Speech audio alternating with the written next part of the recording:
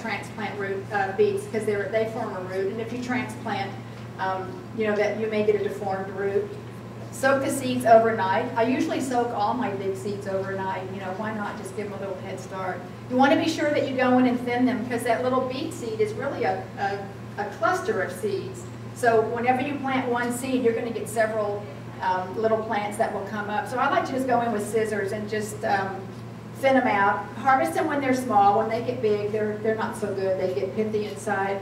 Do eat the greens. Beet greens are wonderful. They're not near as you know, sharp as, say, mustard greens or turnip greens. So do eat your beet greens. Roasted beets are a really easy way to eat your beets. I think that might be a recipe on the sheet that I gave you. I just keep the skins on. Eat the skins, you know. Just when you grow your own and you go out and harvest them on Wednesday afternoon and you eat them on Thursday night, you don't need to peel them. They're just so good, and just scrub them off really good.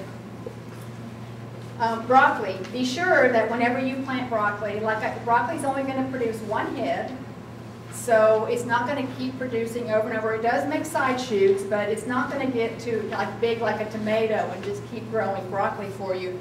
So when you plant your broccoli, it's all going to be ready at one time. So you might want to stagger your plantings. This is the garden of my friend Georgia Mary Stewart from Houston. They were really amazing gardeners. Mary gardened until she was, they both gardened until they were in their 90s. And they passed away now, but they would just grow a ton of broccoli because she would, you know, give it away. She gave away so much food, she'd take it to Sunday school. So she, you know, all that broccoli she planted was going to be ready at once. But if you're just doing a small garden, you might want to try to stagger it, you know, every couple of weeks, plant a few more heads.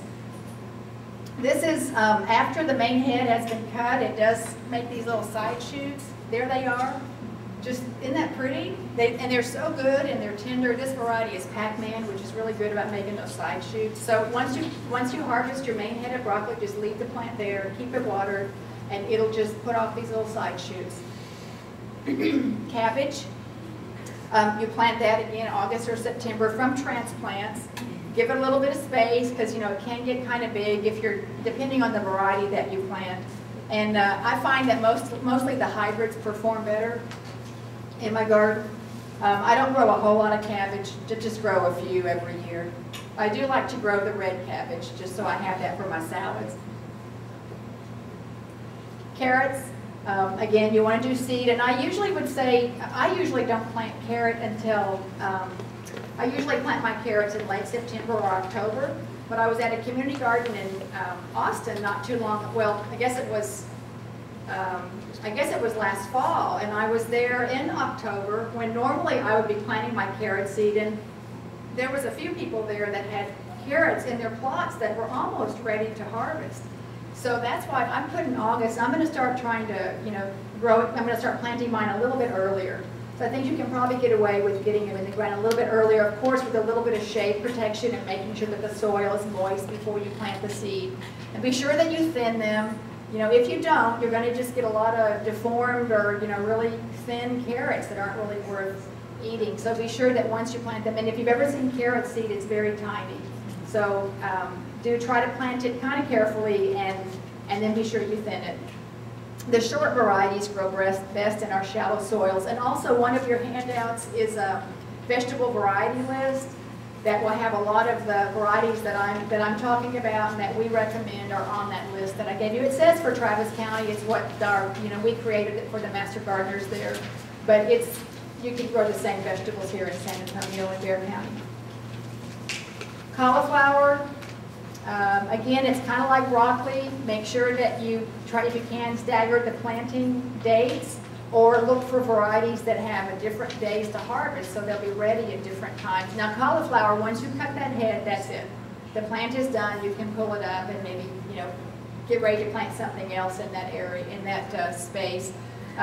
If it's stressed out, you're going to have, you know, puny, deformed heads. So you want to make sure that your cauliflower gets plenty of moisture and it's, you know, in fertile soil, and you side dress it and fertilize it throughout the growing season. If you ever go to the nursery and you see they have a cauliflower plant that has a little tiny head of cauliflower growing, you think, oh boy, I'll take this home and plant it, and then I'll have cauliflower in just a month. It will never get much bigger than that.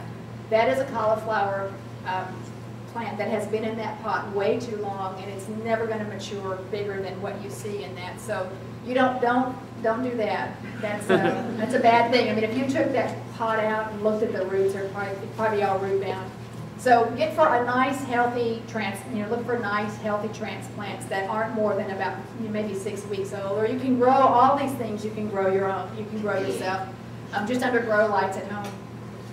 And then when it's about 2 to 3 inches in diameter, the little head of cauliflower, just pull the leaves up around the plant. I just use a clothespin, or some people will use a big rubber band or tie it with string, and that just blanches. It keeps the sun off of your cauliflower so that so it stays really white.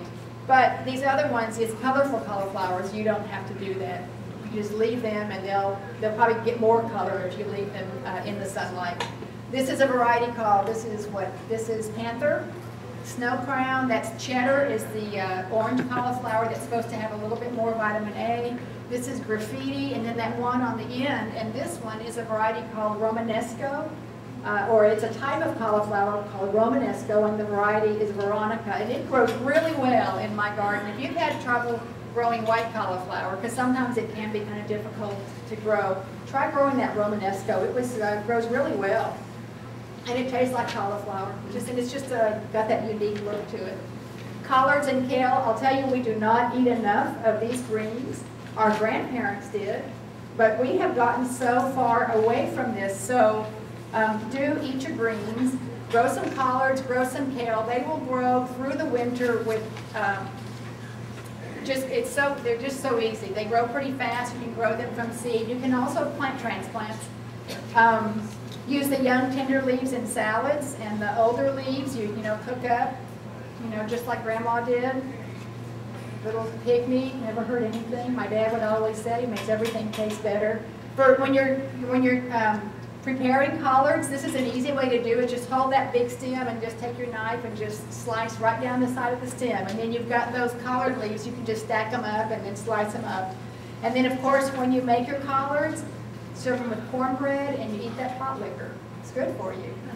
Good for you. Here's a Champion. It's just a variety of collards that's very popular and easy to grow. And then this Toscano kale is really popular. It's an Italian heirloom. Sometimes you might see it called Cavallonero in the seed catalogs, but it's a really good one to grow. Here's a soup. This has got winter squash in it, and hominy, and just chicken broth and tomatoes pureed as the base, and then just put some kale in it, and it's really good, really good.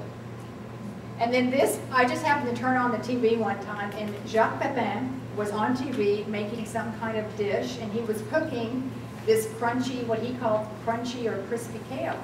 And he took kale, and he had just sliced it into wide pieces, and tossed it in olive oil, put it on a rack. This is on a rack, and put it in the oven. I think I put the recipe is on that yellow handout that you have. And then you just put it in the oven for 20 or 30 minutes, and it gets all kind of dark, but it's just got this nice crispy texture. It's really good. So try that, grow your kale. I tried it with that Toscano kale, and it didn't really do as well as using the curly kale. And in my house, we have a funny thing we've always done, ever since my kids were little, and we rate. Whenever I make a new recipe, we rate it. So, we go like this. 1, 2, 3, rate it. So we do 1. 1 is poor, 2 is fair, 3 is good, 4 is very good, and 5 is excellent. So I made this, gathered the family around, and I said, okay, I need you to rate this. So here it is. It got a 5, it got a 4, and it got 2 3s. This is my husband. Poor Bruce, everything that he rates as a 5, I never make it again. I don't know why. I'm always making something else. He never gets the 5s again. But he'll get this kale all the time because I rated it 4 or 5. She asked me in the car if I wanted to change my rating on that. You want to put it a 4, Bruce? Take it up a notch. So my one daughter that gave it a 3, I just have to tell you that like 2 weeks later, she called me and said, Mom, how'd you make that crispy kale? She wanted to make it for her friends. So, you know, try some different ways, and I hope you'll try that. It's really good. And I left this just sitting out on the counter, and by the end of the afternoon, it was gone. We just kept munching on it. So think about all those antioxidants that, you know, and those phytochemicals that you're getting when you eat that. Kohlrabi,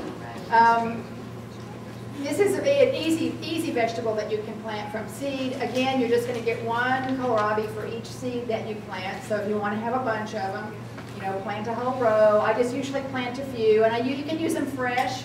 Just cut them up, put them in salads. They kind of